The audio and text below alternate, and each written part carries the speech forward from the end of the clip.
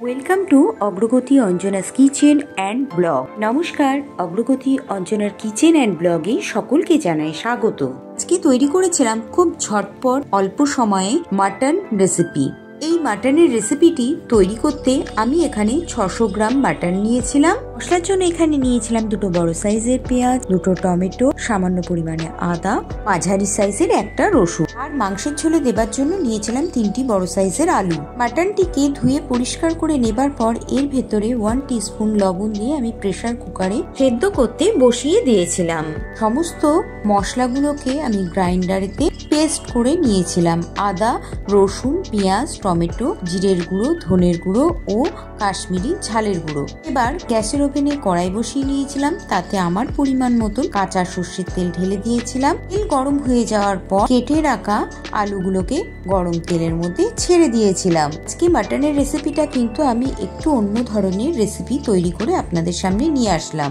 মাটনটাকে আগে সেদ্ধ করে নিলে কিন্তু মাটনটি বেশ নরম হয়ে যায়, আর হাতে যদি অল্প সময় থাকে তাহলে এইভাবে অনায়াসে রান্না করেই নিতে পারেন। দেখুন আমার আলুগুলো ভাজা হয়ে গেছে। এর মধ্যেই কিন্তু কেটে রাখা পেঁয়াজ ও টমেটোটিকে আমি দিয়ে দিলাম। টমেটো পেঁয়াজটিকে আলুর সাথে নেড়ে চেড়ে হালকা ভেজে নেবার পর এর মধ্যে গ্রাইন্ডারেতে পেস্ট করে রাখা মশলাটিকে ঢেলে দিয়েছিলাম। হাতে একদম অল্প সময় রয়েছে, এদিকে মটন খেতে খুব ইচ্ছে করছে, তখন কিন্তু এই প্রসেসে রান্না তৈরি করে খেয়ে দেখতে পারেন। প্রথমেই মটনটিকে ভালো করে ধুয়ে পরিষ্কার করে নিয়ে প্রেসার কুকারে এভাবে চাপিয়ে দিয়ে 4 থেকে 5টা সিটি দিয়ে সেদ্ধ করে নেবার পর কড়াইয়ে মশলার সাথে ভালো করে মটনটাকে আরো একবার কষিয়ে নিয়ে আবার সেদ্ধ করে নিই। মটনটিও কিন্তু খুব অল্প টাইমেই তৈরি হয়ে যায়। এবার কথা বলতে বলতে আমি মটন কষার মধ্যে 1 চামচ হলুদ গুঁড়ো, 1 চামচ লবণ ও 1 চামচ চিনি দিয়ে দিলাম।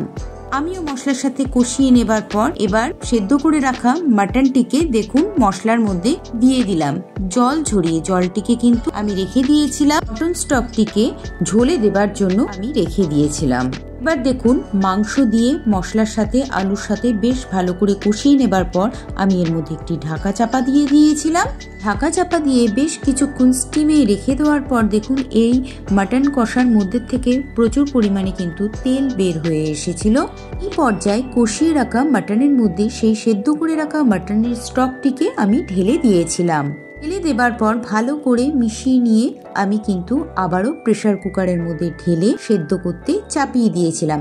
এবার হচ্ছে ফাইনাল টাচ, অর্থাৎ প্রেসার কুকারে সিটি দিয়ে নিলেই কিন্তু আমার মাংস রান্নাটি পুরোপুরি তৈরি হয়ে যাবে। দেখুন এখানে পরপর প্রেসার কুকারের থেকে সিটি দিতে শুরু করেছে। আমি এখানে 4 থেকে 5টা প্রেসার কুকারে সিটি দেবার পর প্রেসার কুকারটিকে গ্যাসের ওভেন থেকে নামিয়ে নিয়েছিলাম। প্রেসার কুকারটিকে আমি গ্যাসের ওভেন থেকে নামিয়ে নেবার পর এর ঢাকনা বন্ধ করা অবস্থায় মিনিট 5 রেখে দিয়েছিলাম রেস্টে। প্রেসার কুকারের মধ্যে থাকা মাংসটিকে 5 মিনিট রেস্টে রাখার পর আমি কড়াইয়ের মধ্যে ঢেলে দিয়েছিলাম। কড়াইয়ের মধ্যে মাংসটিকে ঢেলে দেবার পর আমি গ্যাসের ওভেনে বসে ফুটতে দিয়েছিলাম এবং এর মধ্যে আমি 2 টিস্পুন গুঁড়ো গরম মশলা ছড়িয়ে দিয়েছিলাম। গুঁড়ো গরম মশলা ছড়িয়ে দেবার পর এর মধ্যে আমি একটি ঢাকা দিয়ে খানিকক্ষণ ফুটিয়ে নেবার পর আমি মাংসটিকে কড়াই থেকে নামিয়ে নিয়েছিলাম। তাহলে হাতে অল্প সময় থাকলে ঝটপট কিভাবে মাটন রেসিপি তৈরি করে নিতে হয় তার রেসিপি আপনাদের করে দেখালাম। তো আজকের এই মাটন রেসিপিটি আপনাদের কাছে কেমন লাগলো অবশ্যই কিন্তু একটি কমেন্ট করে জানাবেন, আর ভালো লাগলে আমার চ্যানেলটিকে লাইক, কমেন্ট, শেয়ার ও সাবস্ক্রাইব করে দেবার অনুরোধ রইল। আর পাশে থাকা বেল আইকনটাকে প্রেস করতে কিন্তু ভুলবেন না। বেল আইকনটা অন থাকলে আমি যখনই কোনো রেসিপি ছাড়বো তখনই সবার প্রথমে আপনার কাছে পৌঁছে যাবে। তাহলে আজকের এই রান্নার রেসিপির ভিডিওটি এখানেই শেষ করছি। পরবর্তী আবার নতুন কোনো রান্নার রেসিপির ভিডিও নিয়ে আপনাদের সামনে হাজির হয়ে যাব।